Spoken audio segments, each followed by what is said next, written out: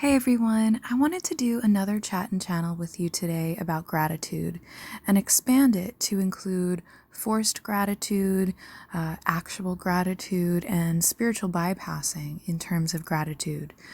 So we see this a lot, right? We see a lot of spiritual teachers and general mindfulness, happiness, mental health accounts try to remind us to be grateful. Right? And I do that as well, and I have been reminded that as well. And it's true. Gratitude is very important. It's very high frequency. It can help us take immense shifts and give us immense power with that perspective.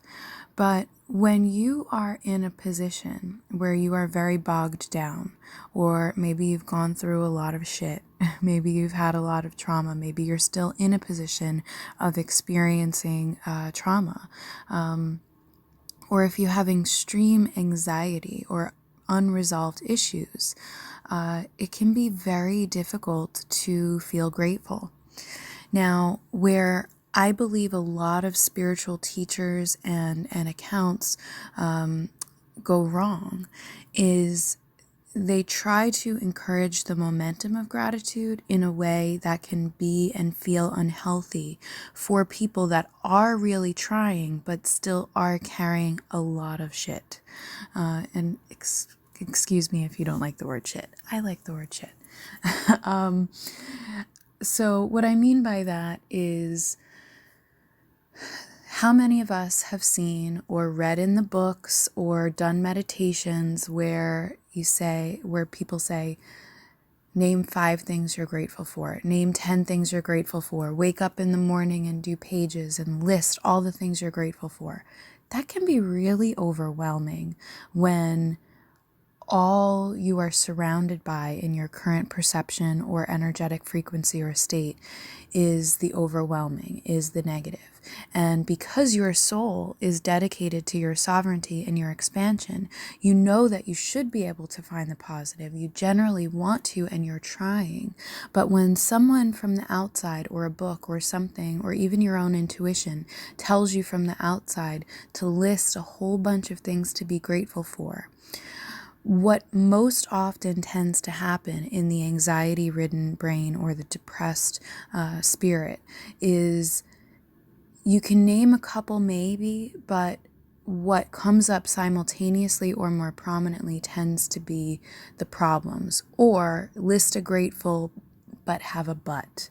Right? I'm grateful for this, but I don't have that, right? It's a natural tendency of our brain and of our spirit when we're in a negative, depressed, anxious, or confused state. Or, if you want to also go more energy terms, if we're in an influenceable state by negative people, energies, or entities around us, which is another conversation, but doing this properly can help shield us from those energies as well. So, how do we do this properly? We, first of all, as spiritual teachers, as people that share, as writers, we need to understand and try to take better accountability for the fact that not everyone has the same things to be grateful for. So I'm sure you've seen a lot of posts that say, you woke up today, be grateful. You have food, be grateful. You're in a safe space, be grateful. The reality is not everyone has those things, and just because someone has access to a book or an internet connection does not mean that they have those things. I speak as someone who has not had those things and been viewing posts like that and teachings like that, and it just made me feel worse about myself. You never know what position someone's in. You never know what they're struggling with. You never know if they have enough food or enough funds to pay for their food and safety at that current time, even if they do have a cell phone and an internet connection, right? Life is a very strange balance, and everyone's is unique. So let's try, if we try to give examples of things to be grateful for, let's try to keep that as simple as possible. Because not that it's our job to be, or possible to be, inclusive to everyone, but if we are so exclusive that we're making people feel bad about themselves who are generally trying and are not giving up, that's not a healthy place to be. And I know that's not what is intended by spiritual teachers and mindfulness writers and all, these types of people, right? Which I myself am one. So let's keep it as simple as possible when we project teachings like that.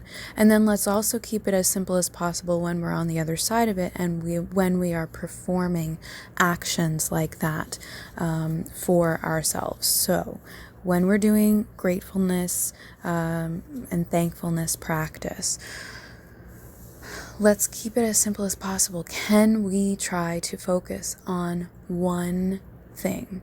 Not a thing that we're forcing ourselves to be grateful for, but one simple thing. Can we count it as momentum to just focus for gratitude on that one simple thing and expand and sit and revel in that feeling rather than try to list a whole bunch of things and then just exasperate ourselves in the listing process or in the process of then having all the shit come up that we're not grateful for, that we're still hurting over or afraid of. So I also do want to mention, I completely understand and agree that we should be grateful to wake up in the morning, but as someone who's navigated through some very negative states in life and helped others with this as well, the reality is there are some people who are not in a position to feel grateful to have woken up that morning, right? They're not in a position or perspective to feel grateful. Maybe they're ill, and when they wake up in the morning, they wake up to their physical pain. Maybe they're mentally or emotionally ill or overwhelmed, and they get bombarded with those feelings, and they can't find themselves before they find those feelings in the morning. Telling them that they should be grateful to have woken up when that is what they wake up to is not necessarily helpful. It's more harmful than helpful. And in the cases of suicidal people, it's probably going to give them more reasons to want to not wake up. So can we not put so much pressure on that? I understand the perspective for those of us who are privileged enough to be in a position to feel grateful to have woken up and can find that perspective and grounding in that. That is awesome. I'm so happy for that. But let's not push it on others, because that's an easy first step for some. It's a very difficult first step for others. So maybe let's not push that. And the one thing that we can choose to be grateful for and expand our gratitude in is really going to be different for everyone. So even finding an example, even when I'm channeling, is different and difficult for me, because I don't want to give examples that are harsh for anyone. Because even if you say I'm grateful for my heart beating, there could be someone out there who has heart disease or a pacemaker or who's waiting for a new heart, and so that could be a negative reminder. And again, we're never going to be inclusive to everyone, but that's why I want to encourage you to find your own intuition and tap into anything you can be grateful for that is simple. I repeat, keep it simple as possible, and then just sit in the expansion of that feeling.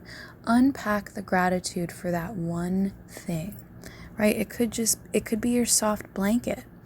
It could be the feeling of a comfortable piece of clothing on your skin. It could be the sound of birds outside your window, right? It could be a happy thought, right? Either a happy memory or a happy possibility that maybe you weren't open to thinking about before. I want to also encourage you to try to be grateful for something about yourself, right? It's really helpful, especially when we're feeling unsure or unsafe, to try to focus on gratitude for something outside of us, and that can help us feel more safe and grounded. But the next level is also when we can try to find something to be grateful for within us. And it's okay if you're not there yet. This is not me giving you a list that says feel grateful for something outside of you and then inside of you. There's no order, right? There are no steps.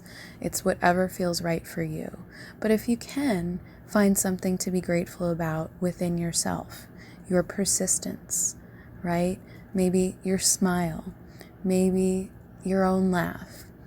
Maybe the way that you love and are passionate or dorky about something, even if others have criticized that. You appreciate and be grateful for that. That's so unique to you. It's amazing, right? Focus on one of those things and expand it. And then try to carry that feeling throughout the day as long and as much as possible, or give yourself little reminders of it throughout the day, right? And I want you to see that when we can do that, when we can focus gratitude expansion on one thing instead of trying to create a list of things, this can be a better momentum than making the gratitude list. In my opinion, if you found a lot of success making the gratitude list, that's great. But I believe that the universe rewards us when we can appreciate the simple things and when we can expand and explore our gratitude and the reasons behind our gratitude and unpack that gratitude for one thing, right? Then all of a sudden everything else looks more attractive to and for us, and we can attract other things to be grateful for, which is helpful, especially when you're in a place where you don't feel that you have a lot to be grateful for right now, right? Having that gratitude in your spirit is immensely helpful and attractive to the universe. And you know what? If you're having an off day, if you're having a really hard, shitty day, and you can't find gratitude, be grateful for the fact that you have that perspective. You can give yourself grace and kindness and compassion, and realize and tell yourself you're not going to be punished for not doing your practice that day. What you can be grateful for that day is that you can give yourself the grace and perspective and acceptance that you were never given and probably never made to feel that you had from the spiritually bypassing community who says that you have to do those things in order to be safe or successful or attractive to the things that you want and need to manifest. Okay? I hope that this has helped you today. I would love to hear your thoughts and comments on it. This is Chat and Channel for a reason. Let's chat. Share this video with someone or on your social medias, people that you think will find it helpful. Let's get this message out there more.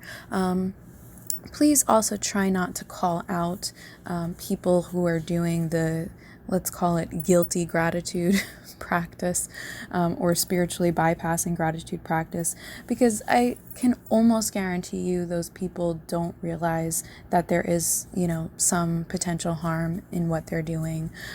If you have a relationship with those people and you want to share it with them and say, hey, do you think this is maybe an unhealthy practice that we're doing? That's a different matter. But let's not use it to call people out on their behavior.